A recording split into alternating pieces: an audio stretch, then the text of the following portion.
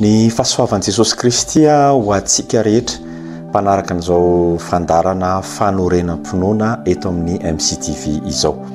Pasteur Andranto Mahena no iraky ny tompo izay zarany hafatra ary tena saiko manokana ianao manaraka an'ity vidéo ity mba anana minitra vitsy andraisanao fampaherezana, fampiorenana ary indrindra ten'Andriamanitra mitahiry atsika mba hitoetra tsara ary andresy ihany koa ao anatin'izao fiainana miaraka amin'ny Kristy tompo izao. Etsika anomboana ny fiarahantsika androany dia andeha hivavaka isika. Hivavaka isika raha eo mankasitraka amin'ny anaran'i Jesosy misaotra ny amin'ny fahasoavana sy ny fitiavanao mbola ahafahanay mandray ny afatra ao amin'ity an'ity mitenena araka ny fombanao ary matoko ny fanahinao masina izay mba hibitsika anay kana ho an'ny fizarana na ho an'ny fandraisana ny teny dia samy andrea ny afatra ao izay tsiraray avy. Misaotra Jesosy. Amen.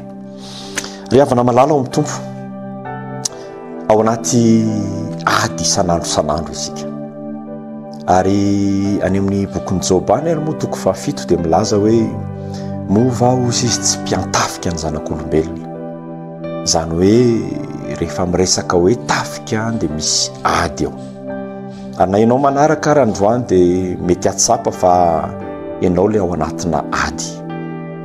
Ary ny fiainantsika kristianina koa nefa dia falyamilaza aminao fa tsy laozana ady. Raha fiainana kristianina tsy misy ady dia mampametra-panontaniana fa tsy le fisian'ny ady no olana fa ny zava-dehibe dia ny toe-pontsika miatrika ny adyntsika tsiraray avy.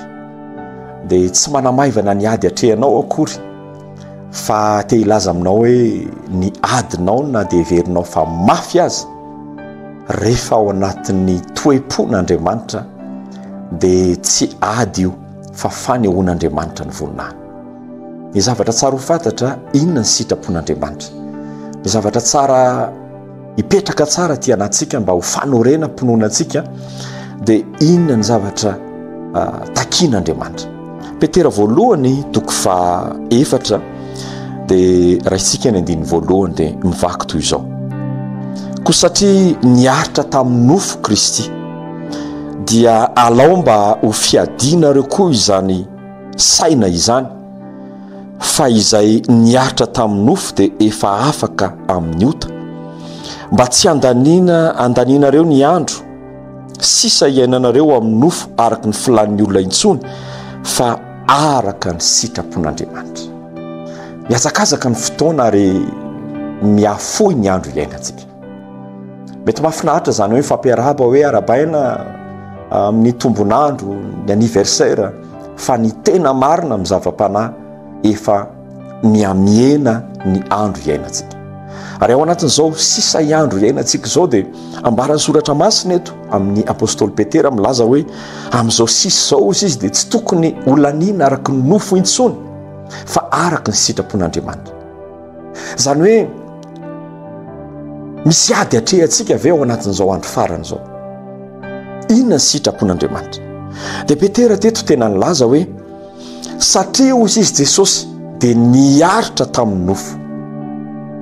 Misy sary izany napetraka Petera ho an'ireto rahalahy reto, niaritra tamin'ny nofo Jesosy dia noho izany hozy izy alao ihany koa izany fiadiny izany mba ho ampiasainareo raha te ho afaka amin'ny ota ianareo. Ny tena marina izany dia ny ota le miady amin'ny ota ny tena adyntsika kristiana, tsy ny ady amin'ny fiainana. Raha tsy misy ao an-trano tsy izany ny tena ady ao amin'ny kristiana. Raha misy zavatra mifaomaofao etseroena ny fiarahamonina tsy izany ny tena adyntsika kristiana, fa ny tena adyntsika kristiana dia ady amin'ny nofo. Ary tsy ho resy le ady amin'ny nofo raha tsy ho sary napetraka Petera io hoe jereo fa Jesosy ozy izy dia niaritra tamin'ny nofo. Ny fiaretan'i Jesosy ny nofo ny teo amin'ny andro fijaliana, ino no lalana ahafahantsika mandresy amin'ny ady amin'ny nofo, amin'ny ota maro isan-karazany. Ry havana malala, na mandresy amin'ny resaka materialy ary tsika, na mandresy amin'ny resaka laza azy voninahitra azy tsika, kanefa tsy resitsika ny ota, midy ho atsika ny fiainana mandrakizay. Noho izany nambarany Petera teto ety am-pamaranana dia zao hoe mpanjino ange Jesosy, dia izay lalana nalehan Jesosy andao alehantsika. Raha niaritra tamin'ny nofo izy, be dia be ny zavatra azon'i Jesosy atao tamin'ny nofony, afaka nanohitra izy, afaka nanao izay tiany atao amandriamanitra azy izy, fa niaretany zany. Isika koa be dia be ny zavatra mamatotra ny nofontsika ne, mahatonga ota, misy avonavona ao anaty ao, misy fitiavana ndrendrandrendrana zao tontolo zao, misy fitiavan-karena, fitiavam-bola, mety misy karazany zavatra be dia be mamatotra antsika, mety endrika ota avokoa zany. Ry havana, tsy ho afaka amin'izany isika raha tsy manaiky isika ombohany ao amin'ny hazo fijaliana. Galatiana 5:5-7 am-pamaranana azy dia ho ny voasoratra fa izay any Kristy Jesosy dia efa nanombo ny nofony mba mifaniriny sy ny filany teo amin'ny hazo fijaliana. Amarana androany ny hazo fijaliana, ombohana ny nofontsika. Rehefa maty ny nofontsika dia misandratra ny fanahintsika mandresy amin'ny zavatra rehetra isika. Ninninna adinao rehefa salama ny fanahinao dia salama sy ambinina amin'ny zavatra rehetra ianao.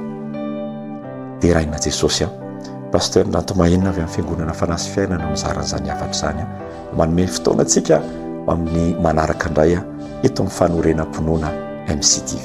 Fiadanana.